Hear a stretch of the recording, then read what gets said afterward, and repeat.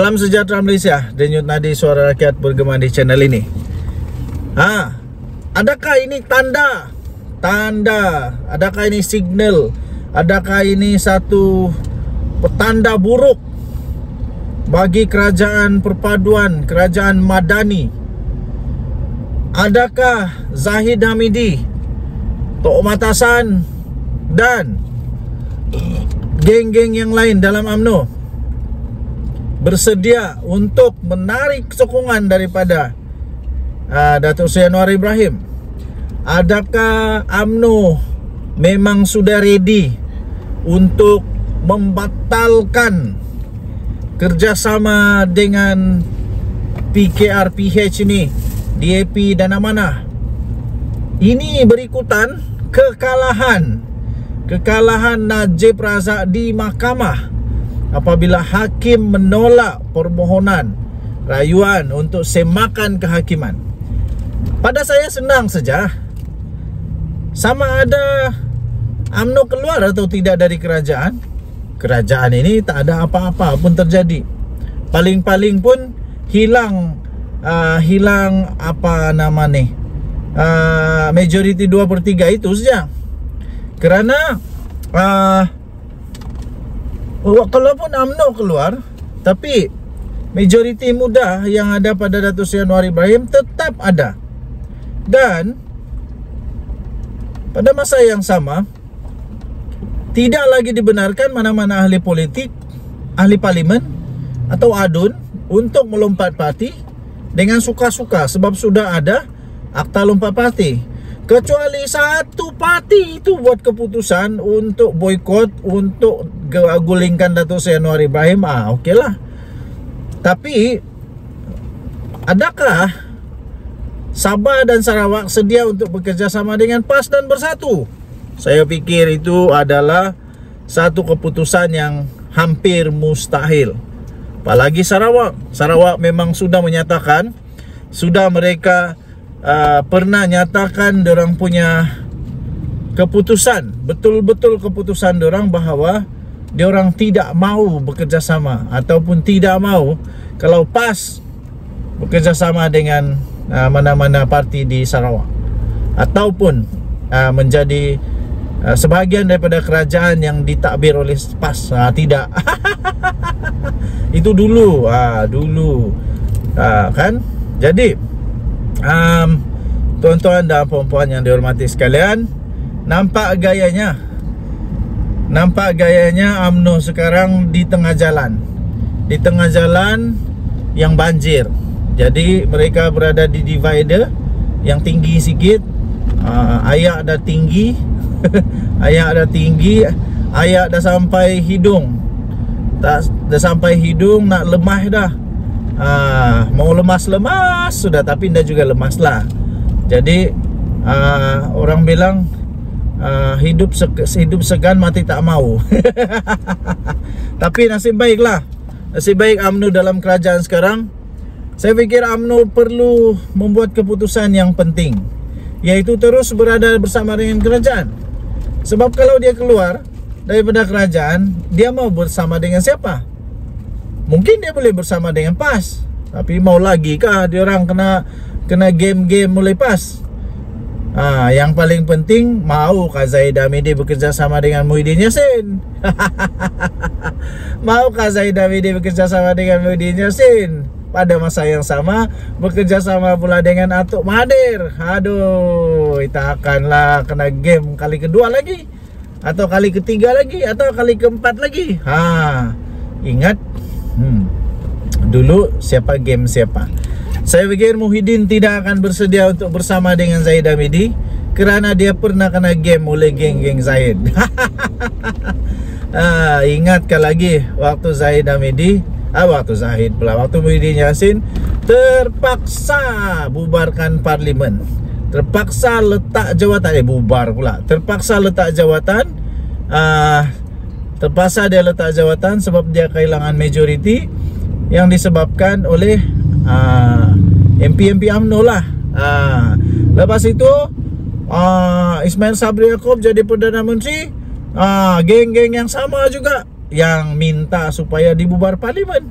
bubar parlimen dengan cukup yakin, overconfident, kalah teruk pula UMNO.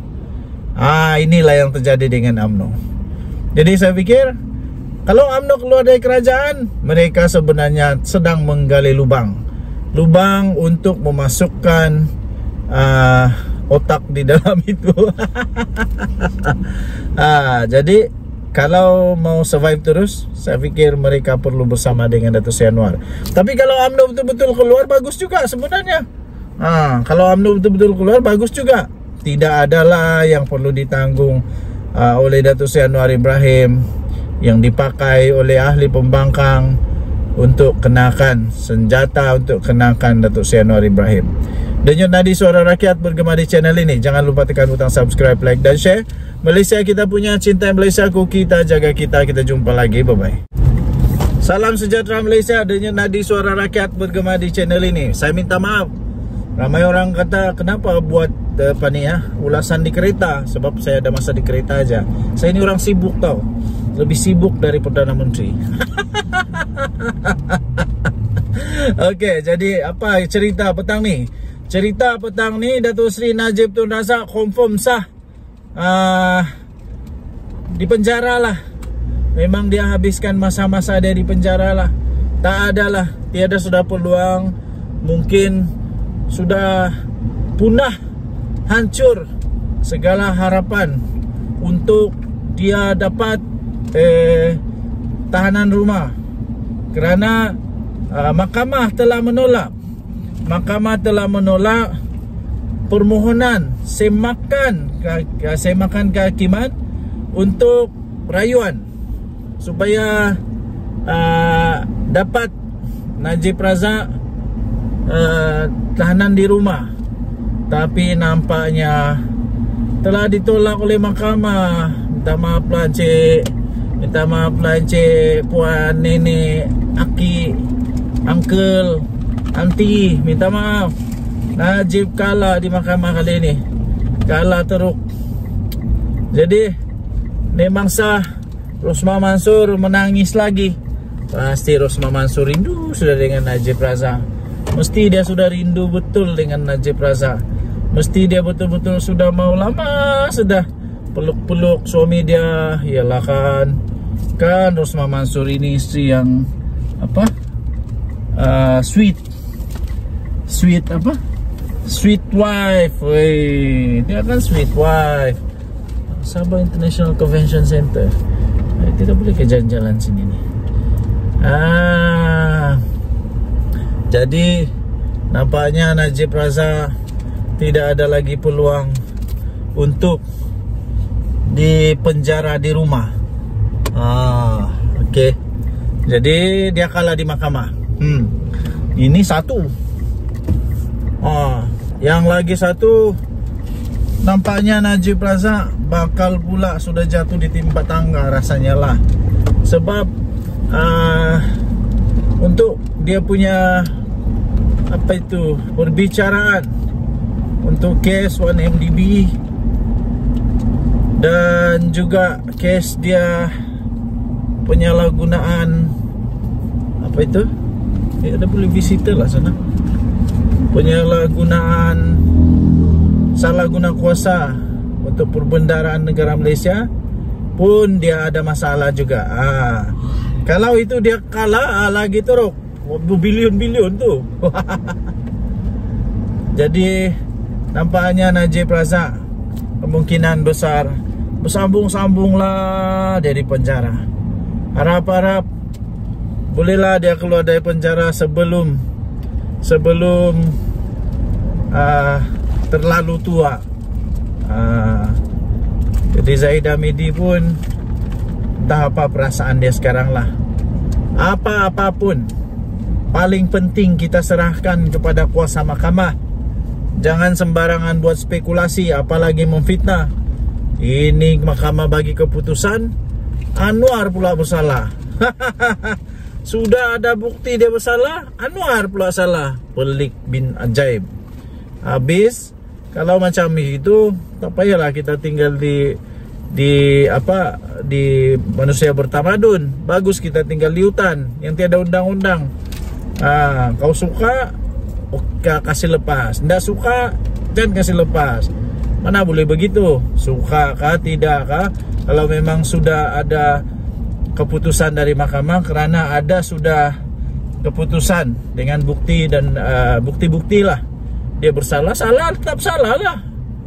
Janganlah nangis, tanggunglah sendiri perbuatan. Denyut Nadi Suara Rakyat bergema di channel ini. Jangan lupa tekan butang subscribe, like dan share. Malaysia kita punya, cintai Malaysia aku, kita jaga kita. Bye bye.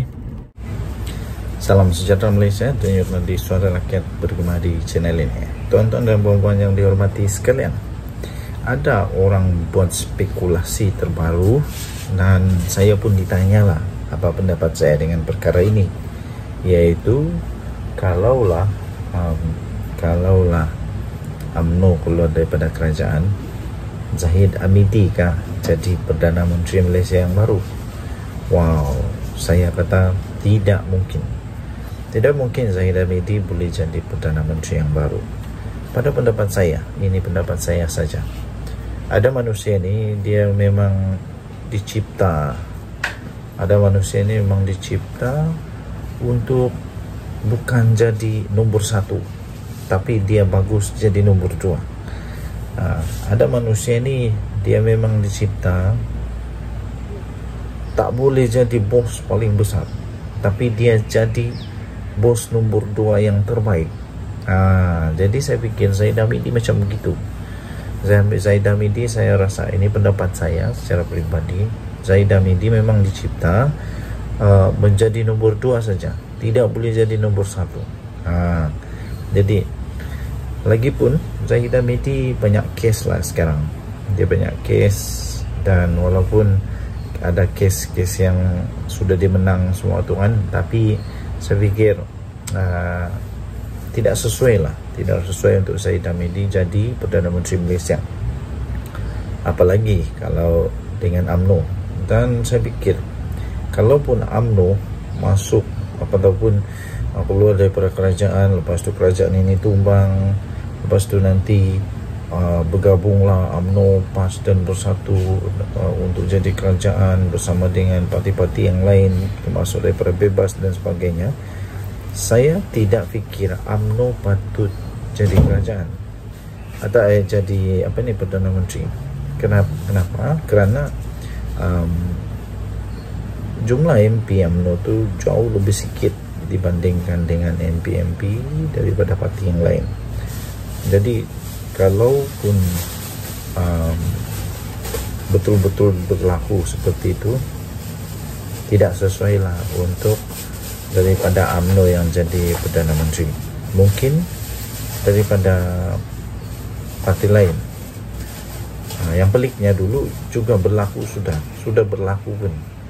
UMNO parti yang kecil, tapi Perdana Menterinya dari UMNO, Ismail Sabri Yaakob. Jadi tidak juga mustahil.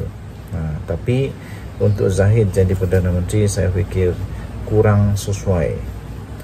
Apapun pendapat masing-masing, ada masing-masing pendapat. Dan kalau Zahid jadi Perdana Menteri, pasti parti-parti yang bergabung dengan diorang ini akan jadi tidak juga stabil lah, sebab akan ada ahli-ahli dalam parti, MP-MP dalam parti yang bergabung tidak puas hati, pada akhirnya akan menyebabkan ketidakstabilan berlaku sekali lagi. Jadi tuan-tuan dan puan-puan yang dihormati sekalian, minta maaf lah pada Zahid Hamidi, sebab pada pendapat saya Zahid Hamidi tidak boleh jadi Perdana Menteri. Bukan tidak layak, tapi mungkin dia dicipta bukan untuk jadi Perdana Menteri lah. Mungkin dia dicipta untuk jadi timbalan Perdana Menteri saja sampai bila-bila. Mungkin kalau UMNO jadi kuat semula pun bukan Zahid jadi Perdana Menteri. Mungkin ada orang lain. Kita tunggu saja apa yang akan datang. Denyut Nadi Suara Rakyat bergema di channel ini. Bye-bye.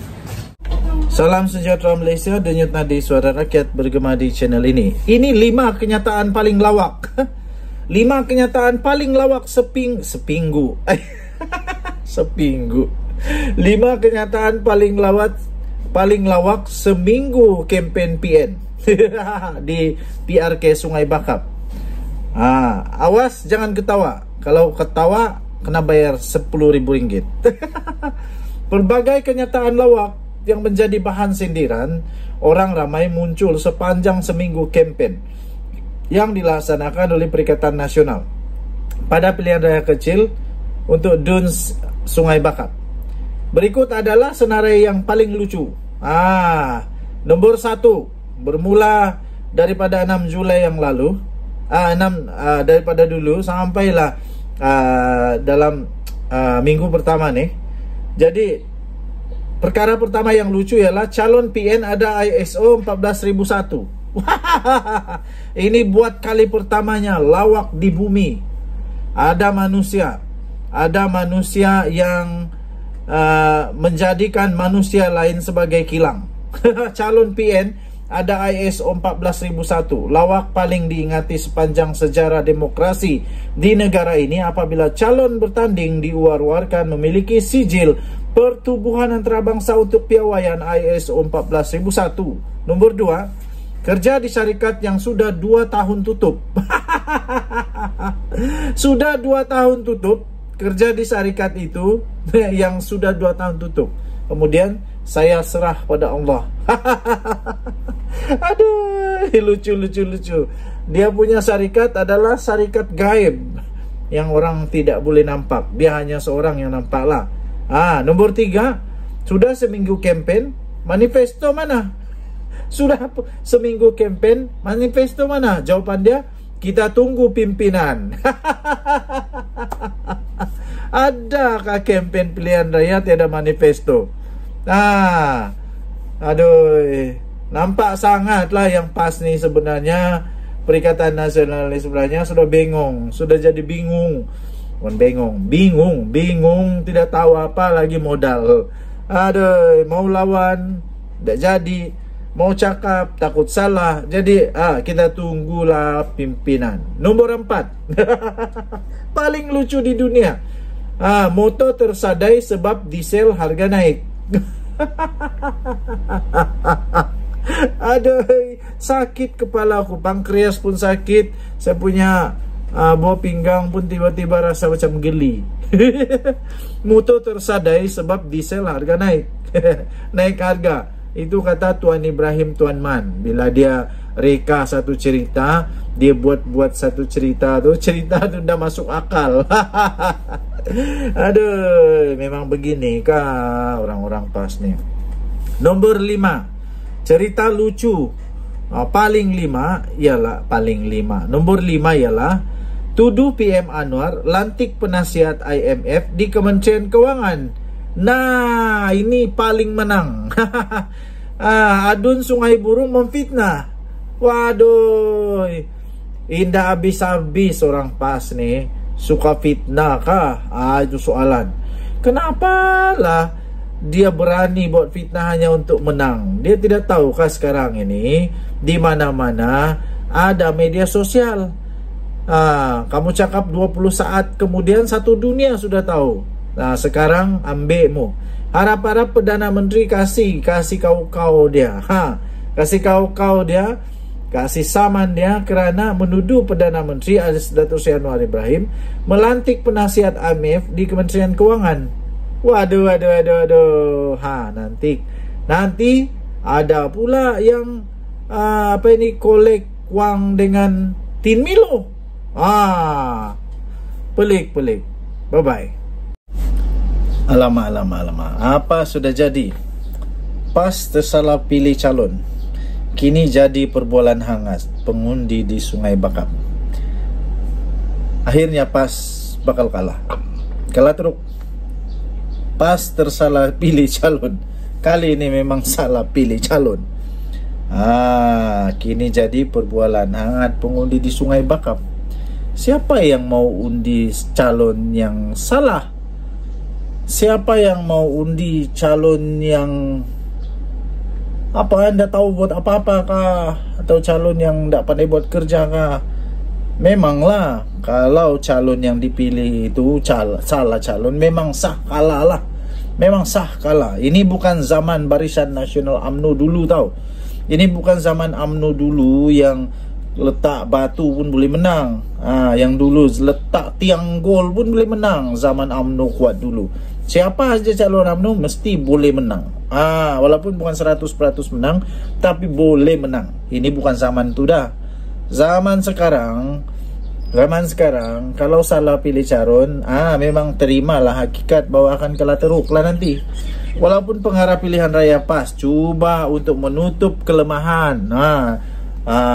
Apa tu, si Sanusi penat lah kali ni. Memang penat lah orang-orang besar PAS untuk cuba berusaha menutup kelemahan calon PAS ini di Sungai Bakap. Namun isu pendidikan yang dimiliki oleh calon berkenaan terus menerus menjadi isu utama di kalangan penduduk di sini. Tangkap layar perbualan dalam kumpulan WhatsApp Unit Daerah Mengundi atau UDM. Kalau di Sabah, Pusat Daerah Mengundi. Yang ni Unit Daerah Mengundi, UDM Pasar Sungai Duri. Tempat asal calon Perikatan Nasional itu, yaitu Abidin Ismail, kini tular di kalangan penduduk. Menurut petugas pilihan raya PH yang turun bertemu penduduk di Sungai Bakap, kebanyakan penduduk di sana bercakap soal kegagalan PN. Khasnya PAS yang memilih calon yang tepat. Ini memang tanda-tanda kekalahan teruk lah ni. Di mana-mana pun masyarakat dan pengundi Sungai Bakap bercakap, bersembang di pejabat, di sekolah, di masjid, di kedai-kedai kopi, di mana-mana. Rata-rata bercakap, rata-rata membincangkan mengenai kegagalan PAS negeri dan PAS kawasan untuk memilih calon yang sesuai. Biarpun nampaknya bersungguh-sungguh Sanusi selaku pengarah pilihan raya PAS Pusat untuk cuba menjustifikasikan pemilihan Abidin sebagai calon, namun suara-suara di belakang tabir sukar untuk ditahan. Kata Muhammad Yahya, iaitu pengarah komunikasi PH Perlis, yang sejak sebelum penamaan calon sudah pun berada di Sungai Bakap. Menurut perbualan kumpulan WhatsApp yang tular itu, PAS kawasan telah pun mencadangkan agar Setiausaha Perhubungan PAS Pulau Pinang Izuri Ibrahim sebagai calon PN. Telah pun mencadangkan Izuri Ibrahim sebagai calon PN untuk pilihan raya kecil kali ini. Ia telah dipersetujui oleh PAS Pulau Pinang. Namun saja tiba-tiba apabila dibawa kepada Perikatan Nasional, Bersatu dan Gerakan menolak pula calon PAS itu. Sebelum pilihan raya umum lalu, kecoh di Pulau Pinang apabila PAS menghalang Presiden Gerakan Dominic Lau untuk cuba menyertai satu majlis PAS di negeri itu. Izuri dikatakan terlibat dalam insiden berkenaan. Semalam pengarah pilihan raya PAS, Datuk Seri Muhammad Sanusi Magdor pula berkata, pendidikan tidak menjadi faktor penting bagi menjadikan seseorang pemimpin politik yang cemerlang. Palau taang. Palau tak. Itu orang Kedah kata kepada kawan-kawan. Saya bukan kata kepada Sanusi ya. Saya kata macam mana orang Kedah punya bahasa. Palau taang. Itu kata kepada kawan, bukan kepada Sanusi. Saya tidak setuju kalau Sanusi kata pendidikan tidak menjadi faktor penting. Itu zaman tok nenek dulu. Itu zaman dulu, sudah limpas itu, sudah limpas dulu punya zaman. Sekarang pendidikan sangat penting. Saya terus terang, kalau ada calon di tempat saya yang tak ada pendidikan, saya tak mau undi. Saya akan undi orang yang bercalon, yang berpendidikan, yang tahu mengurus, yang tahu macam mana pendidikan sekarang. Sebab akhirnya orang-orang yang berpendidikan yang dapat mengurus, mentadbir dengan baik. Kalau tidak, tak payahlah ada sekolah. Baik kita duduk dekat rumah saja, lepas tu tak payah pergi sekolah. Sebab semua boleh mengurus. Mana boleh begitu. Sanusi bersungguh-sungguh berkata demikian ketika beliau mengulas kelulusan akademik calon PAS di Sungai Bakap selepas diasak oleh para wartawan. Kalau wartawan tanya, bagilah secara fakta. PAS tidak meletakkan kelayakan akademik calonnya dalam biodata calon yang bertanding di Sungai Bakap. Ia telah menimbulkan tanda tanya pengundi apakah kelulusan akademik calon berkenaan karena PH meletakkan calon yang mempunyai ijazah PhD. Secara logiknya, saya terus terang. Secara logiknya saya akan pilih orang yang ada PhD. Betul. Satu, memang dia bijak. Kedua, memang dia berkemampuan. Ketiga, memang dia pandai. Keempat, memang dia boleh memimpin. Itu udah confirm sudah. Dibandingkan dengan orang yang takkanlah saya mau undi pula orang yang belum ada, tiada pendidikan kan. Takkanlah saya undi orang yang langsung tiada pendidikan. Minta maaf kepada mereka yang tak ada pendidikan. Bukan maksud saya kamu, tapi ini yang mau jadi calon. Jangan pula terasa yang tak ada pendidikan. Kita jangan terasa, saya pun bukan tinggi mana pendidikan pun. Tapi saya tak terasa sebab saya tak mau jadi calon. Saya tidak mau jadi YB. Kalau mau jadi YB agak-agak lah. Yang kita cakap nih orang yang mau jadi YB. Agak-agak lah mau jadi calon. Kalau mau lawan orang PhD, saya rasa tak payahlah jadi calon. Kalau hanya SPMK, PMRK, memang tak payah. Jadi tuan-tuan dan puan yang dihormati sekalian, saya pikir begini sajalah.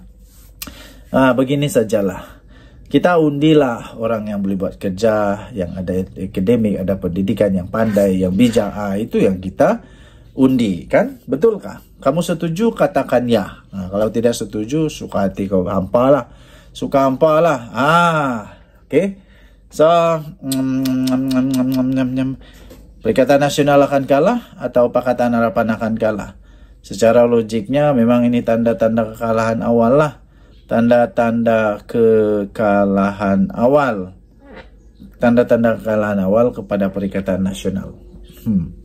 Dan tadi Suara Rakyat bergema di channel ini. Jangan lupa tinggalkan komen Anda. Sila tinggalkan komen apa pendapat Anda pula.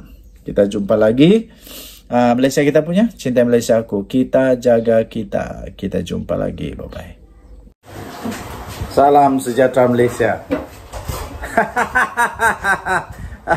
Saya belum bercakap lagi sudah rasa lucu. Belum saya bercakap pun saya sudah rasa lucu. Apa yang lucunya? Ada dengar kata, tadi saya tonton video Jupasli dengan gelak yang memang lucu betul. Dia kata Perikatan Nasional ada 11 ahli parlimen daripada Barisan Nasional akan melompat parti ataupun akan menarik sokongan daripada kerajaan selepas PRK Sungai Bakap. Inilah cerita lucu, cerita dongeng. Inilah cerita paling tidak masuk akal untuk 1 Julai 2024. Dia kata. Saya pun mau gelak juga lah. Entah cerita dari mana, entah ini cerita kedai kopi mana yang dapat ini. Dan entah Tok Kadok, entah mana yang cerita ni, entah mana nenek Kabayan yang cerita tentang benda ni. Tidak akan berlaku. Tidak mungkin akan berlaku. Yang mungkin berlaku ialah disahkan mungkin ada lagi yang sokong PM. Mungkin ada yang letak jawatan daripada Perikatan Nasional. Itu yang mungkin boleh berlaku. Kenapa? Sebab sudah ada anti lompat parti. Jadi kalau mau sokong kerajaan tidak boleh sudah, susah sudah. Jadi satu-satunya cara letak jawatan lah. Letak jawatan. Yang dari dulu Hadi Awang kata PM Anwar akan tumbang bila-bila masa. Tak sampai sudah sekarang bertambah lagi usia Tok Guru Hadi Awang. 1 tahun lagi. Pun tidak tumbang-tumbang. Adakah nanti 10 tahun dari sekarang baru tumbang kerajaan ini? Tidaklah, tidak akan tumbang. Kalau tumbang pun waktu pilihan raya lah kot. Waktu pilihan raya lah kot. Tidak ada lagi orang yang minat untuk tebuk-tebuk belakang, tebuk-tebuk atap. Tidak ada lagi. Lagipun yang di Pertuan Agung sekarang tidak berminat dengan tebuk atap. Tidak berminat dengan pintu belakang, main belakang, tidak. Agung sekarang, Agung yang tegas. Tidak ada harapan lagi. Untuk Atok Mahathir mau buat lagi plan A, plan B, plan C, plan D, Q. Belum pasti lagi dan tidak akan adalah. Pilihan raya 3 tahun dari sekarang. Waktu itu umur Mahathir 101 tahun. Waktu itu umur Mahathir 101 tahun. Persoalan memanglah manusia masih ada lagi kah Mahathir waktu itu? Kalau dia masih ada pun masih kuat lagi kah untuk berjajah-jajah, menjajah-jajah campaign? Kalau dia jadi MP waktu itu, tahu? Kalau dia jadi ahli parlimen waktu itu, umur dia akan menjadi umur MP paling tua. Masih boleh berjalan? Saya pun tidak tahu. Masih boleh jalan lagi kah tidak? Jadi yang pastinya 11 MP daripada Barisan Nasional yang konon mau sokong Perdana Menteri itu tidak akan jadi. Jangan risau, tidak akan jadi. Kalau ada, kalau berani, nyatakanlah siapa dia orang. Yang pasti tiada. Tiada. Kesian. Bermimpilah di siang-siang hari. Berdoalah banyak-banyak supaya boleh jadi Perdana Menteri di pulau di planet Pluto ataupun di bulan. Buatlah parlimen baru di bulan supaya boleh jadi Perdana Menteri di sana. Denyut nadi suara rakyat bergema di channel ini. Jangan lupa tekan butang subscribe, like dan share. Malaysia kita punya, cintai Malaysia aku, kita jaga kita. Bye bye.